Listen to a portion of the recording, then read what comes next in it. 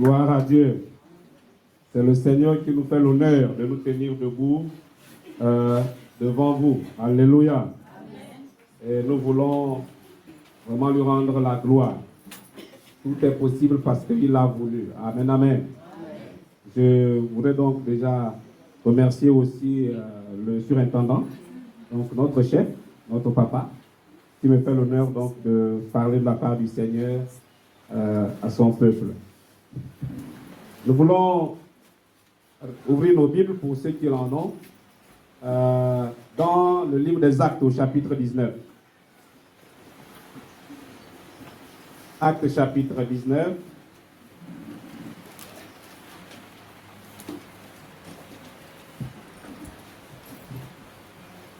Pour ceux qui sont à la page, vous me prouvez que vous êtes à la page, vous vous tenez debout. Vous me prouvez que vous avez la Bible, vous vous tenez debout. Ceux qui ne sont pas à la page et qui n'ont pas de Bible, on saura qu'ils n'ont pas de Bible.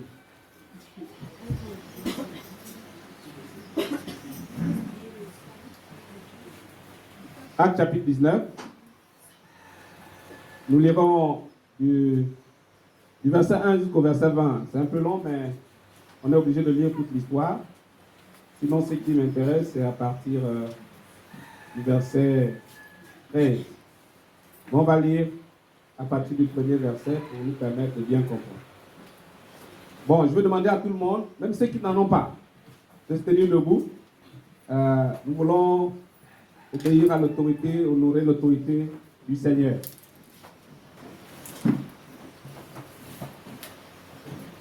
On va lire dans la version du second que tout le monde possède, du moins la majorité. Pendant qu'Apollos était à Corinthe, Paul, après avoir parcouru les hautes provinces de l'Asie, arriva à Éphèse.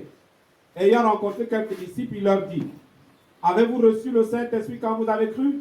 Ils répondirent: nous n'avons pas même entendu dire qu'il y ait un Saint-Esprit. Il dit: de quel baptême avez-vous donc été baptisés? Et ils répondirent: du baptême de Jean. Alors Paul dit: Jean a baptisé du baptême de repentance, disant au peuple de croire en celui qui venait après lui, c'est-à-dire en Jésus. Sur ces paroles, ils furent baptisés au nom du Seigneur Jésus. Lorsque Paul leur eut imposé les mains, le Saint-Esprit vint sur eux, et ils parlaient en langue et prophétisaient. Ils étaient en tout environ 12 hommes. Ensuite, Paul entra dans la synagogue où il parla librement. Pendant 3 mois, il discourut sur les choses qui concernent le royaume de Dieu, s'efforçant de persuader ceux qui l'écoutaient. Mais comme quelques-uns restaient endurcis et incrédules, décriant devant la multitude la voix du Seigneur, il se retira d'eux, sépara les disciples, et enseignant chaque jour dans l'école d'un nommé Tyrannus. Cela dura 2 ans, de sorte que tous ceux qui habitaient l'Asie, juifs et grecs, entendirent la parole du Seigneur. Et Dieu faisait des miracles extraordinaires par les mains de Paul. Au point qu'on appliquait sur les malades des linges et des mouchoirs qui avaient touché son corps, et les maladies les quittaient, et les esprits malins sortaient. Quelques exorcistes, juifs ambulants, essayèrent d'invoquer sur ceux qui avaient des esprits malins le nom du Seigneur Jésus en disant: je vous conjure par Jésus que Paul prêche. Ceux qui faisaient cela étaient 7 fils de Séva, juifs, l'un des principaux sacrificateurs. L'esprit malin leur répondit: je connais Jésus, et je sais qui est Paul. Mais vous, qui êtes-vous? Et l'homme dans lequel était l'esprit malin s'élança sur eux, se rendit maître de tous deux, et les maltraita de telle sorte qu'ils s'enfuirent de cette maison nus et blessés. Cela fut connu de tous les Juifs et de tous les Grecs qui demeuraient à Éphèse. Et la crainte s'empara d'eux tous. Et le nom du Seigneur Jésus était glorifié. Plusieurs de ceux qui avaient cru venaient confesser et déclarer ce qu'ils avaient fait. Et un certain nombre de ceux qui avaient exercé les arts magiques, ayant apporté leurs livres, les brûlèrent devant tout le monde. On en estima la valeur à 50 000 pièces d'argent. C'est ainsi que la parole du Seigneur croissait en puissance et en force. Amen. Amen. Veuillons nous asseoir. Tendre Père, nous voulons une fois de plus nous recommander à ta grâce. Nous prions que tu nous disposes pour écouter ta parole. Éternel, je ne suis qu'un être humain, mais c'est toi qui es Dieu. Je prie que tu te saisisses de moi, que je diminue et que tu sois élevé. Que tu parles à chacun d'entre nous ce matin. notre Père et notre Dieu.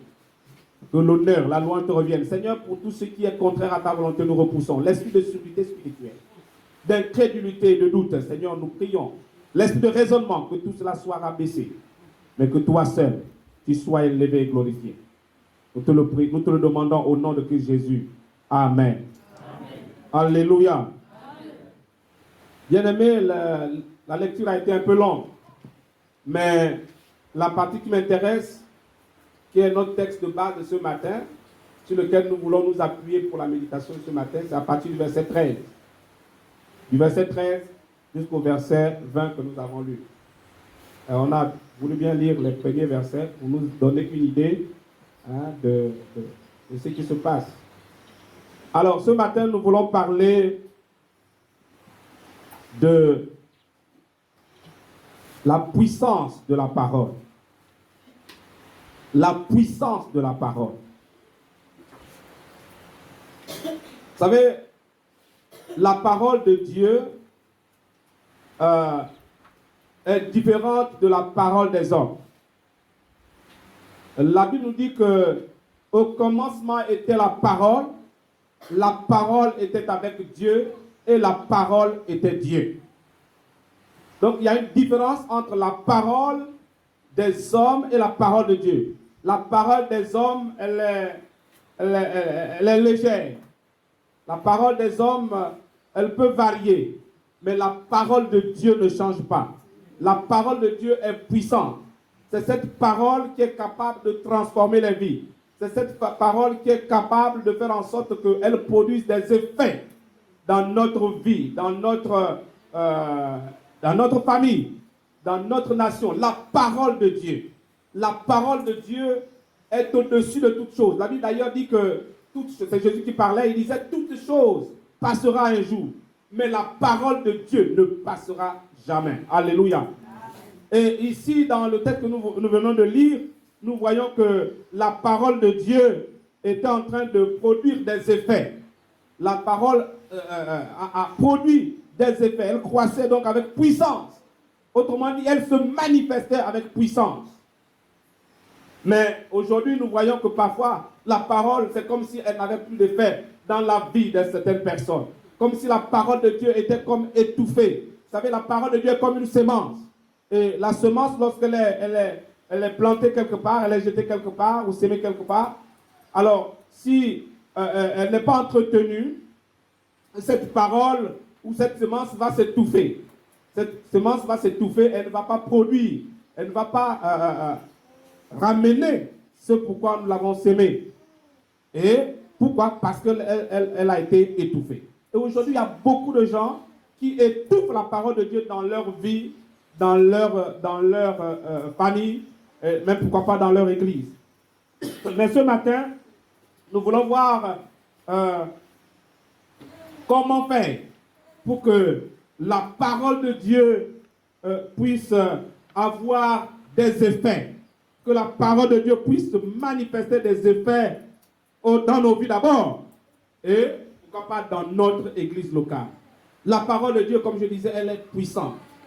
La Bible dit que la parole de Dieu est comme une épée à deux tranchants, capable de séparer jointure et moelle. Oui, la parole de Dieu, la Bible dit aussi dans les psaumes que Dieu a envoyé sa parole et la parole est guérie. Vous savez, donc au travers de la parole, on peut être guéri. La parole de Dieu apporte la guérison. Alléluia. Amen. Alléluia. Amen.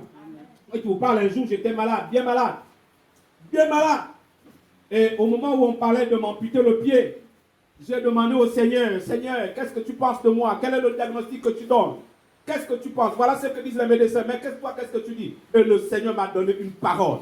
Et c'est cette parole qui a porté le miracle de la guérison dans ma vie. Alléluia. Amen. La parole de Dieu est immuable. La parole de Dieu, elle ne change pas. Depuis des années, cette parole produit les mêmes effets aujourd'hui. Ce que la parole a produit hier, les effets restent les mêmes aujourd'hui. Alléluia. Amen. Mais comment faire pour que cette parole produise des effets dans nos vies et au milieu de nous? Alors, au travers du texte que nous avons lu, nous pouvons examiner trois vérités qui peuvent nous aider. Trois vérités qui peuvent nous aider en sorte que cette parole puisse avoir de l'effet dans nos vies, avoir de l'effet dans nos familles, avoir de l'effet dans notre communauté, avoir de l'effet, pourquoi pas même dans la nation. La parole de Dieu est capable de transformer les choses, bien-aimés. Et voyez-vous, dans le verset 15, je vais lire. Donc je disais qu'il y a 3 vérités. La première vérité, nous regarderons qu'au verset 15.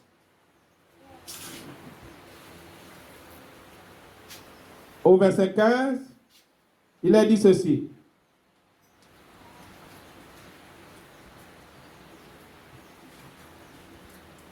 Mais l'esprit mauvais leur répondit. Bon, je suis dans la version Semeur. Mais l'esprit mauvais leur répondit, Jésus, je le connais. Paul, je sais qui c'est. Mais vous qui êtes-vous? Mais vous qui êtes-vous? Et ça, c'est le mauvais esprit, ça, c'est l'ennemi, le démon, l'homme qui était possédé de mauvais esprits, qui pose la question au fils d'un sacrificateur, au fils d'un pasteur, qui était là et qui disait au nom de Paul, qui ordonnait à cet homme, aux esprits, de sortir, de quitter cet homme. Et donc les esprits vont se saisir de cet homme pour dire, mais nous on connaît Paul, on connaît Jésus. Mais vous qui êtes-vous? Et donc en méditant sur cette question, cela nous amène à comprendre qu'il est question ici d'être connu, d'avoir une identité en Jésus, pour que la parole ait de l'effet, pour que la parole ait de l'impact. On a besoin d'avoir une identité en Christ. Dites Amen. Amen. Si tu n'es pas connu de Christ, si toi tu n'es pas connu de Christ, même si tu prononces la parole de Dieu, cette parole, regardez, lui, ceux-là aussi, ils chassaient les démons.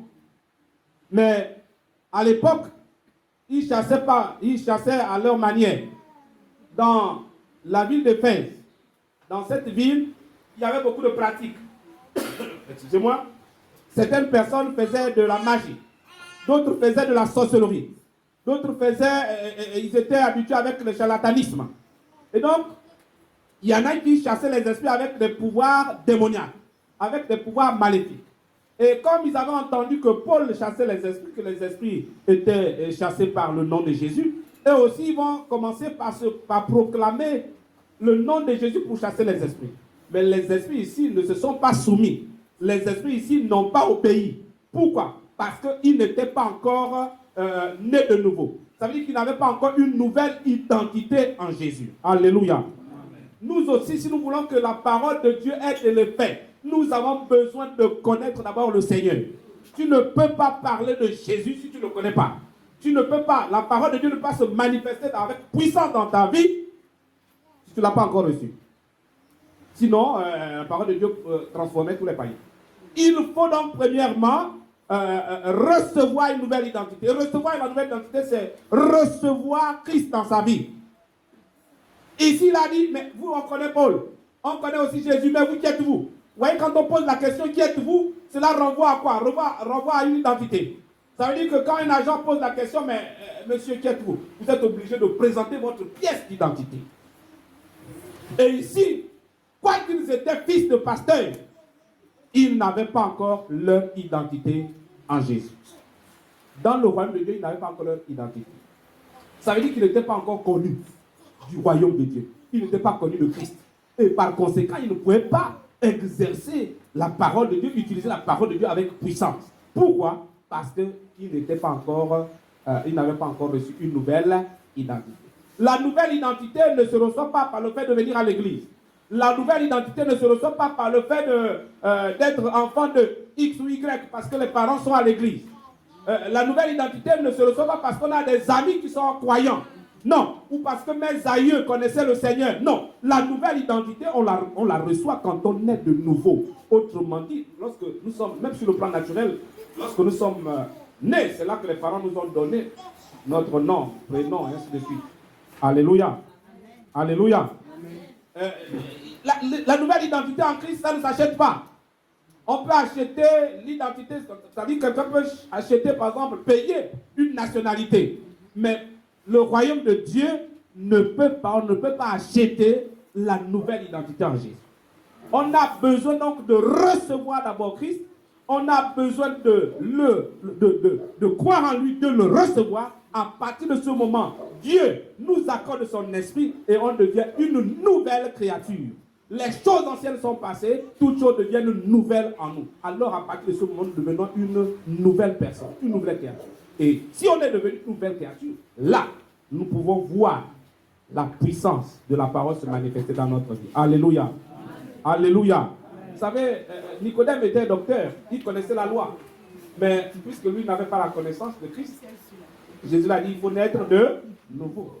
Donc il avait dit, mais comment ça? Moi, je suis déjà vieux et tout ça, est-ce que je vais encore naître de nouveau? Il a dit, non, il faut naître d'esprit nouveau.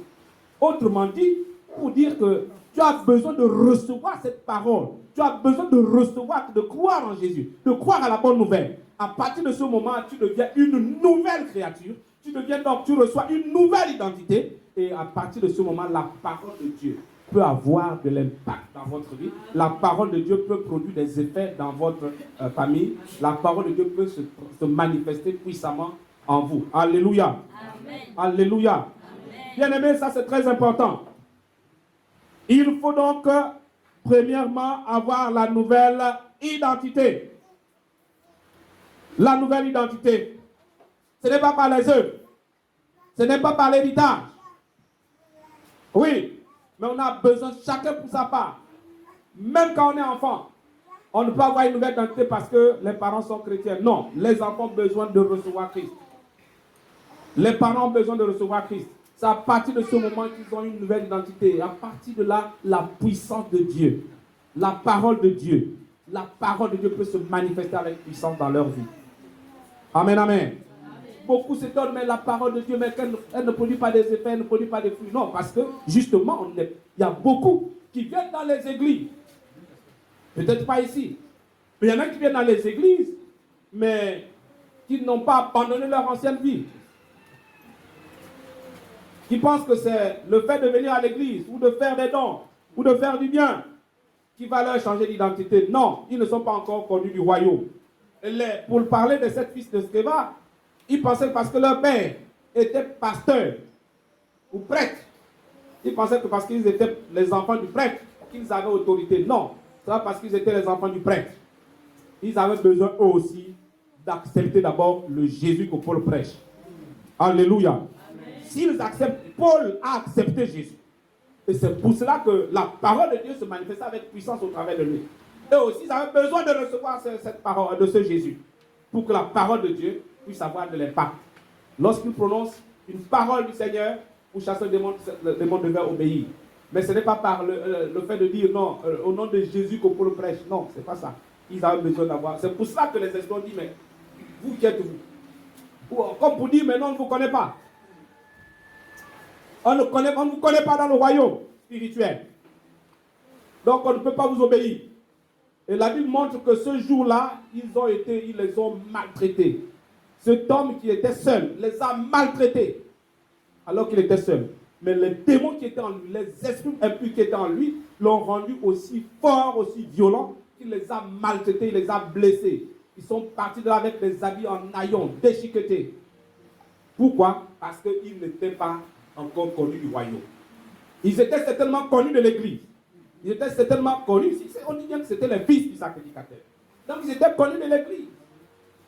Mais sur le plan spirituel, ils n'avaient pas encore d'identité. Alléluia. Amen. Et nous aussi, on a besoin chaque jour, si on veut voir la parole de Dieu se manifester avec puissance dans notre vie, dans notre église, on a besoin d'avoir une nouvelle identité en Jésus. Et pour avoir la nouvelle identité, on a besoin de donner notre vie à Jésus.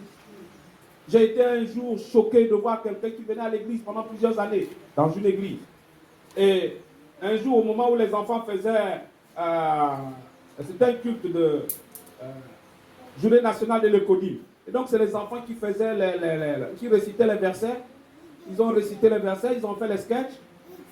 Et puis, on a lancé l'appel. Le pasteur a lancé l'appel. Et on a vu ce papa-là descendre pour aller recevoir Jésus.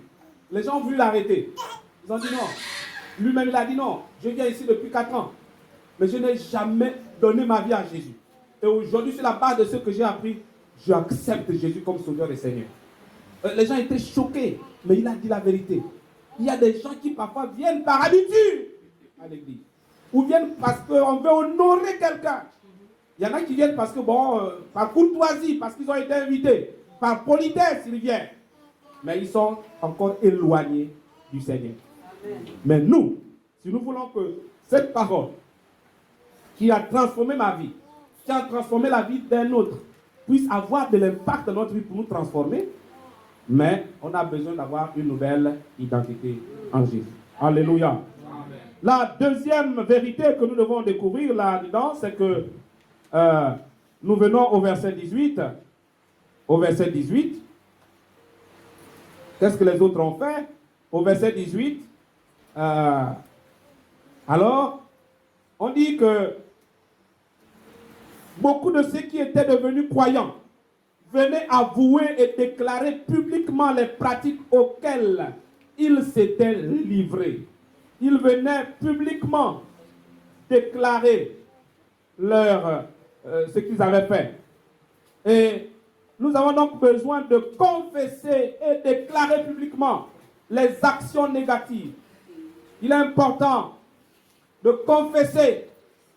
La confession est nécessaire. Il faut confesser publiquement. Il faut déclarer ce que nous avons fait de mauvais. La confession est un acte par lequel on avoue ses péchés, ses transgressions. Dans la Bible, dans le texte que nous avons lu, c'était une confession publique. Voyez, l'avantage de la confession publique, c'est que cette confession dépouille les œuvres des ténèbres. Et lorsque nous confessons, c'est vrai qu'on peut confesser seul, dans sa chambre. C'est vrai qu'on peut aller confesser comme on le faisait, beaucoup d'entre nous, ceux qui reviennent de l'église catholique, on allait confesser chez le prêtre. Moi aussi je le faisais, mais je le faisais 3 fois par année. Je le faisais à la Noël, je le faisais à la Pâque et puis à la Pentecôte. Et le reste des jours, je menais ma vie comme je voulais. Mais ce n'est qu'à cette période que j'allais confesser au prêtre. Oui, il y en a qui le confessent. Qui confessent chez quelqu'un, chez le prêtre, chez le pasteur. Mais c'est important aussi de confesser publiquement. On voit ici que le peuple de cette ville-là venait confesser publiquement ce qu'ils avaient fait. Ceux qui avaient fait des pratiques occultes, ils venaient confesser les actes qu'ils avaient posés. Ils disaient, non, j'ai fait telle chose, j'ai dit ceci, j'ai fait cela. Et cela produisait de l'effet. C'est ce qui a fait que la parole ait de l'impact, les amis. La confession publique est nécessaire. Cette confession, de nos jours, il y a encore des gens qui pratiquent, qui font encore le syncrétisme, c'est-à-dire qui mélangent en même temps à l'église, en même temps ils font le charlatanisme, où ils consultent des charlatans et disent qu'ils sont, ils sont devenus chrétiens, mais ils n'ont pas abandonné leurs pratiques occultes. Ou il y en a qui ont donné leur vie à Jésus, mais qui continuent à garder ces choses dans les maisons. Non, bien-aimés dans le Seigneur, nous avons besoin de confesser publiquement ce que nous avons fait. Ça, c'est très important. La confession publique est nécessaire. Voyez-vous, un jour, nous étions quelque part et il y avait une sœur. Une sœur parce qu'on priait dans la même assemblée. Et cette sœur est venue nous rencontrer pour dire, il faut prier pour nous.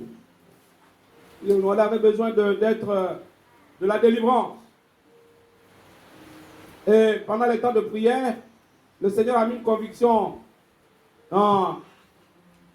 chez le frère pour dire, sœur, on dirait que toi, c'est vrai que tu veux de l'aide. C'est vrai que tu veux qu'on prie pour toi, mais il faut que tu te repentes. On dirait que tu fais des pratiques occultes. Elle dit, non, moi je ne fais pas des pratiques occultes. Bon, tu ne fais pas des pratiques occultes. Peut-être que tu es gêné, mais il faut vraiment que tu te repentes. Et la sœur n'a pas voulu avouer. Certainement qu'elle avait déjà accepté le Seigneur. Mais elle avait du mal à confesser publiquement. Alors, elle est allée dormir. Et le lendemain, très tôt le matin, elle est venue cogner chez le frère pour dire, frère, Ah, ce qui s'est passé hier, je n'ai pas pu dormir. Mais qu'est-ce qui s'est passé? Il y a, je n'avais pas le courage de dire ce que je faisais, mais en réalité, voici ce que je fais. C'est pour ça d'ailleurs que j'ai besoin de la délivrance. J'ai besoin que vous puissiez m'aider parce que je fais des pratiques occultes, mais ça ne vient pas de moi-même. Et il a fallu donc cette confession. Et c'est quand il a confessé devant les autres que finalement sa délivrance s'est produite. Les frères ont prié pour elle. Ils ont fait sa délivrance. Et je vous dis que ce qui sortait d'elle, c'était horrible. C'était des esprits, mais des esprits sous la forme physique. Des esprits, par exemple, de serpents qui sortaient en elle.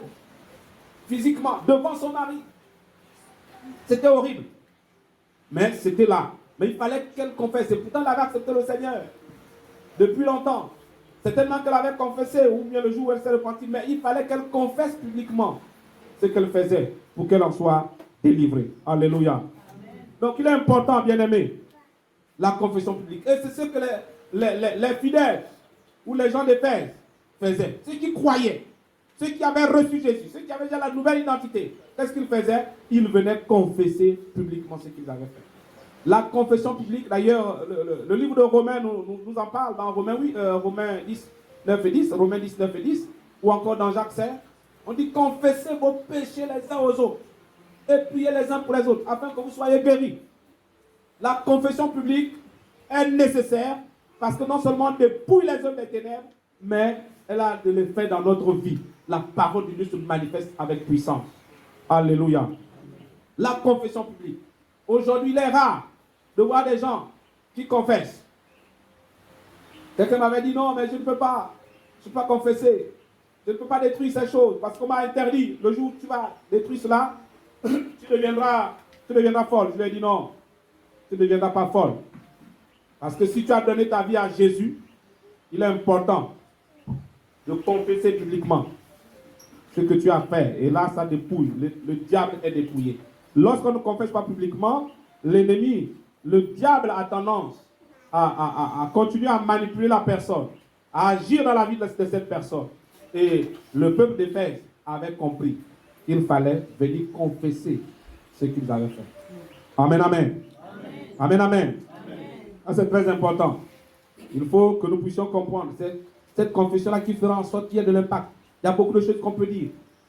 Plein de témoignages dans ce sens, où les gens ont reçu la délivrance après avoir confessé publiquement. Je me souviens de cette sœur qui avait pourtant péché. Elle avait commis la fornication à l'intérieur du pays. Elle a prié, elle a jeûné, elle a demandé pardon à Dieu. Mais ça ne suffisait pas, c'est comme si ça ne suffisait pas. Il a fallu qu'elle confesse devant d'autres bien-aimés. C'est quand elle a confessé et ensemble ils ont prié. Alors cette sœur a reçu la restauration, la puissance de la parole. La parole de Dieu s'est manifestée en elle. Elle a été totalement restaurée. Alléluia. Donc, bien aimé, c'est important aussi, si nous voulons voir la parole de Dieu se manifester avec puissance dans notre vie, il est important de confesser ce que nous avons fait. Et pour terminer, la troisième vérité, au-delà de la confession, on a dit que premièrement, il faut avoir la nouvelle identité en Jésus. Il faut être né de nouveau, il faut que nous devenons non chrétiens. Et nous avons dit, deuxième vérité, c'est qu'il faut confesser, déclarer publiquement ce que nous avons fait, les actions négatives. La troisième chose, au verset 19, il est dit ce qui suit. Au verset 19, toujours dans notre texte de base, il est dit, et beaucoup de ceux qui avaient exercé la magie apportèrent leurs livres de sorcellerie, les mirent en tas et les furent brûlés aux yeux de tous. Leur valeur fut estimée à 50 000 pièces d'argent. C'est ainsi que la parole du Seigneur se répandait de plus en plus grâce à la puissance du Seigneur. Vous voyez, donc ceux qui avaient, non seulement ils venaient confesser publiquement leurs actes, mais ils se débarrassaient de tous les objets occultes. Ils se débarrassaient de ce qui était impropre. Ils se débarrassaient de tout ce qui était impur. La confession, oui, mais il faut ajouter à la confession le fait de se débarrasser. Il faut se débarrasser de ce qui est inculte. Il faut se détruire les objets maléfiques. Ces objets peuvent être des legs, des gris-gris, des protections. ou d'attirance pour avoir un mari ou une femme. Je me souviens d'un papa qui venait à la cellule de prière. Ce papa, pour qu'il soit délivré, ce papa avait toujours un billet de 10 000 francs. Et ce billet, c'est ce qu'il nous avait dit, ce billet avait pour effet d'envoûter donc la femme qu'il rencontrait. Alors, je ne sais pas comment il faisait, et c'est ce billet qui attirait la personne. Et pour que ce papa-là soit délivré, il a fallu que le billet de 10 000 francs soit brûlé. Il fallait qu'il s'en débarrasse. On a brûlé. Et là, le papa a été délivré. Vous voyez? Donc, il venait à l'église. Mais aussi longtemps qu'il n'avait pas encore, qu'il ne s'était pas débarrassé de ce billet, qui était un objet inculte, qui était un objet impur, la parole de Dieu ne se manifestait pas avec puissance dans sa vie. Mais c'est quand il a été débarrassé de ce billet, il a confessé, il a eu le courage d'avouer. Il a déclaré, il dit oui, je suis là, c'est vrai. Mais voici ma situation. Lui, c'était le billet de banque. Mais combien de personnes, quand ils ont accepté le Seigneur, oui, ils ont donné leur vie à Jésus, mais combien de personnes gardent encore les choses, sous prétexte qu'on va, ces choses peuvent encore créer un effet dans notre vie. Effectivement, aussi longtemps qu'on garde ces choses, ces choses-là pourront toujours attirer les esprits démoniaques dans notre vie. Il y avait une maman, son fils est aujourd'hui un pasteur, mais cette maman gardait, sa grand-mère lui avait donné un seau lorsqu'elle était jeune. Et la grand-mère lui avait dit, ce seau, certainement quand tu vas te marier, je ne serai pas, mais ce seau-là va t'aider. C'est mon cadeau. C'est mon don que je t'offre. Elle était encore jeune. Et quand elle s'est mariée, elle a gardé le seau jusqu'à ce qu'elle a eu des enfants et tout ça. Quand elle s'est convertie, non seulement elle avait gardé le seau, mais comme elle était aussi de l'église catholique, elle avait planté, elle avait dans un des murs de sa maison, elle avait mis la croix. Parce qu'elle était de l'église catholique, donc vous savez, à l'église catholique, on a parfois des sanctuaires. Et donc sa chambre était comme un sanctuaire, et elle avait planté la croix dans un mur. Et quand elle donne sa vie à Jésus, elle venait à l'église. Elle était régulière, très engagée. Une maman très, très engagée. Elle était à l'intercession. Mais, malheureusement, elle n'avait pas encore, elle ne s'était pas encore débarrassée parce qu'elle ne le savait pas. Et un jour, elle a commencé à constater que dans sa maison, il y avait des choses bizarres. Parfois au congélateur, toute la maison est fermée, mais quand on arrive au congélateur, on trouve un gâteau. Et puis elle ouvre, elle se dit que c'est certainement un des enfants qui a amené. Quand elle ouvre le frigo, on trouve parfois un repas. Bon, l'autre pense que c'est tellement que maman qui a préparé. Et c'était comme ça. C'est comme ça. Jusqu'à ce qu'un jour, elle a dit non, mais là, il y a quelque chose qui ne va pas. Ils ont commencé eux-mêmes avec les enfants. Attends, mais j'ai constaté qu'il y a tel gâteau. Qui avait acheté? Les enfants se regardent, les enfants regardent la mère regarde les enfants. Ah, comment, mais. Et c'est comme ça que cette maman va dire, ah non, là, il y a un problème. Et puis, il fallait donc prier. Faire la délivrance. Vous voyez, elle était là. Elle priait. Mais il y avait une situation dans sa maison. Et cette situation rendait les enfants instables sur le plan spirituel. Et même sa vie, elle-même, elle sentait que ce n'était pas vraiment ça avec le Seigneur. Et pourtant, elle était en Christ. Et pourtant, elle était régulière. Et pourtant, elle donnait ses offrandes, ses livres. Mais il manque encore quelque chose. Le fait de garder encore des choses qui étaient incultes. Bon, elle ne savait pas que le sceau que la grand-mère avait donné avait des liens spirituels. Mais c'est en faisant un travail spirituel, bien entendu, c'est en examinant et en priant qu'on va découvrir que tout est parti, non seulement du sceau que la grand-mère avait donné, mais aussi de la croix qui était plantée dans sa maison. Alors il fallait détruire, casser, enlever la croix et détruire le sceau. Vous voyez donc, si je prends cet exemple, c'est pour montrer un peu ce que les autres avaient fait. Ils avaient fait des pratiques. Encore que là, ils étaient conscients. Pour la maman, elle n'était pas consciente Elle ne savait pas que. Mais pour ceux d'Éphèse, ils étaient conscients de ce qu'ils avaient fait. Les livres, les objets, ainsi de suite. Tout ce qui était mauvais, tout ce qu'ils avaient eu comme grille de protection, ils venaient avec, ils venaient détruire. Et ça, c'est important, les amis, pour que la parole de Dieu ait de l'impact dans notre vie, pour que la parole de Dieu ait la puissance de la parole de Dieu se manifeste dans notre vie. On a besoin de nous débarrasser aussi d'un certain nombre de choses. Alléluia. Amen. Ça, c'est très important. Beaucoup sont restés attachés à leur protection, peut-être leur grille ou à leur tradition.